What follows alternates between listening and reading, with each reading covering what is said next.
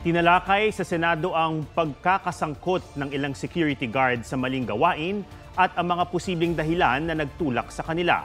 Pati na ang panukalang taunang neuropsychological exam. May report si Dano Tingkungko. Itinulak ng gwardyang yan ng metal barrier para pigilang makaalis ang isang motorsiklo kaya ito natumba. Sa isa pang video, binato naman umano ng isang gwardya mula sa footbridge ang isang tuta. Ang mga viral videong yan, kinasangkutan ng mga gwardya na sinampahan na ng kasong administratibo. Pero gusto pa rin malaman ng mga senador kung ano ang posibleng nagtulak sa kanilang gawin ito. Paano natin masisiguro na hindi lamang physically, kung hindi mentally qualified din ang sino man na nagnanais na pasukin ng hanabuhay na pagiging isang security guard? Marami sa mga security guard na hindi trained.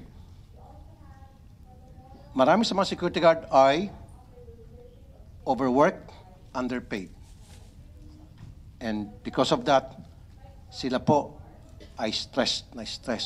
Naglipa na rin daw ang security agencies na wala o expired ang mga license to operate mula sa PNP SOSIA o Supervisory Office for Security and Investigation Agencies. Most likely, sir, because our Enforcement Management Division is always conducting this post-post inspection. Some agencies are still operating without valid LTO, sir, or expired LTO. Bakit yung pinababayaan yan? We are, for the enforcement side, sir, we are still having these RCSUs to conduct their area post-post inspection. Sa ngayon, mahigit 1,000 ahensya na raw ang inisyuhan ng cease to operate.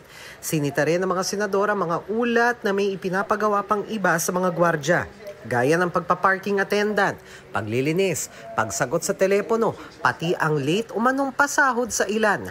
Pinag-usapan din kung dapat bang gawing annual ang neuropsychological exam sa mga gwardya na sagot ng agency, pati ang tamang haba ng oras ng kanilang trabaho.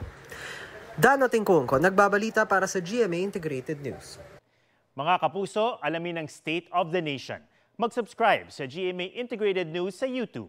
Sa ating mga kapuso abroad, samahan nyo kami sa GMA Pinoy TV at sa www.gmanews.tv.